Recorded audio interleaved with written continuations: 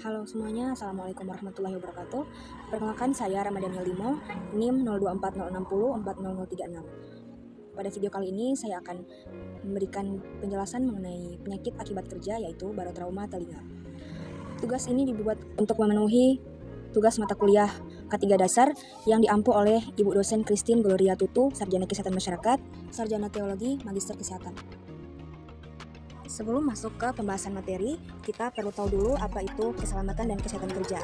Keselamatan dan kesehatan kerja atau K3 merupakan aspek penting yang harus diperhatikan dalam berbagai bidang pekerjaan, terutama yang memiliki risiko tinggi terhadap kesehatan pekerja. Penyakit akibat kerja adalah penyakit yang disebabkan oleh pekerjaan, alat kerja, bahan, proses, maupun lingkungan kerja. Nah, salah satu risiko kesehatan yang sering luput dari perhatian adalah penyakit akibat kerja yang disebabkan oleh perubahan tekanan udara atau yang kita kenal dengan barotrauma. Salah satu jenis barotrauma yang terjadi adalah barotrauma telinga. Nah, barotrauma telinga atau dikenal juga sebagai otitis media barotraumatis adalah kondisi medis yang terjadi akibat ketidakseimbangan tekanan antara telinga dan lingkungan luar. Kondisi ini biasanya dialami saat seseorang mengalami perubahan tekanan atmosfer yang cepat. Contohnya seperti saat sedang naik lift atau turun pesawat, menyelam ke kedalaman air, naik lift gedung tinggi, atau bahkan saat berkendara melewati pegunungan.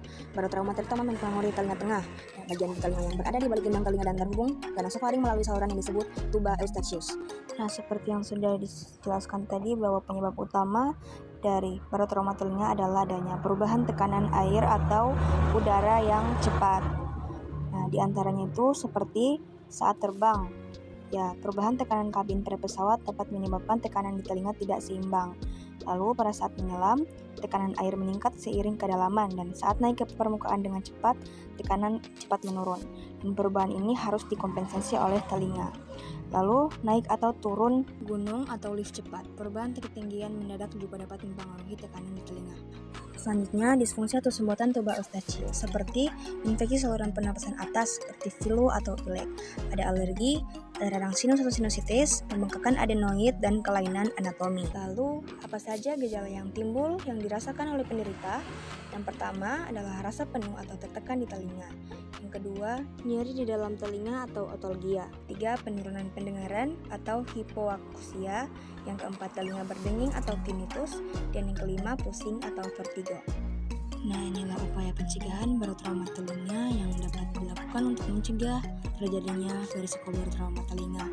Yang pertama, menghindari perjalanan udara atau menyelam saat sedang sakit. Ya, jangan naik pesawat jika sedang merasa flu, pilek, sinusitis, atau alergi karena bisa mengganggu fungsi tuba eustachius.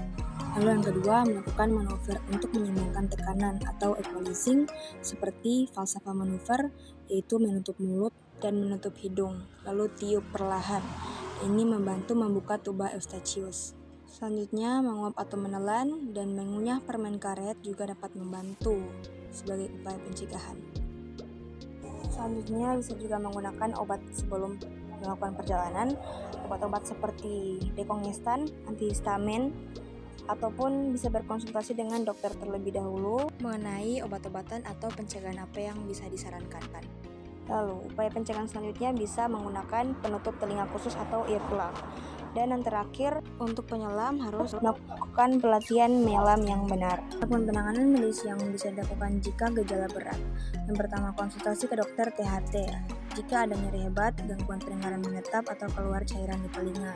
Yang kedua, mengkonsumsi obat pereda nyeri atau antibiotik jika terjadi infeksi sekunder atau peradangan hebat. Lalu yang ketiga, mirongotomi atau tindakan bedah kecil. Dan yang keempat, pemasangan tabung ventilasi atau ventilation tube untuk pasien yang sering mengalami barotrauma berulang, terutama anak-anak, profesional, atau penyelam profesional. Nah, itulah tadi definisi, penyebab, faktor risiko, jenis pekerjaan, pencegahan, dan penanganan dari barotrauma telinga. Selanjutnya saya akan membacakan kesimpulan. Dari penjelasan tadi dapat kita simpulkan bahwa barotrauma telinga adalah cedera akibat ketidakseimbangan tekanan antara lingkungan luar dan telinga tengah, biasanya karena gangguan pada tuba eustachius. Kondisi ini sering terjadi saat menyelam, terbang, atau naik gunung. Faktor risiko termasuk infeksi saluran pernapasan atas, alergi, dan sumbatan tuba eustachius. Gejalanya meliputi rasa penuh di telinga, nyeri, gangguan pendengaran, hingga pendarahan. Dan pencegahan yang dapat dilakukan dengan mengunyah, menelan, atau memakai earplug khusus. Adapun penanganan medis meliputi dekongestan dan tindakan penyamaan tekanan. Nah, pemahaman yang baik dapat mengurangi risiko terjadinya secara efektif. Baiklah, itulah pemaparan materi dari saya. Saya ucapkan terima kasih banyak dan mohon maaf apabila ada kesalahan dalam penulisan ataupun tutur kata. Wabillahi taufiq wal hidayah. Wassalamualaikum warahmatullahi wabarakatuh.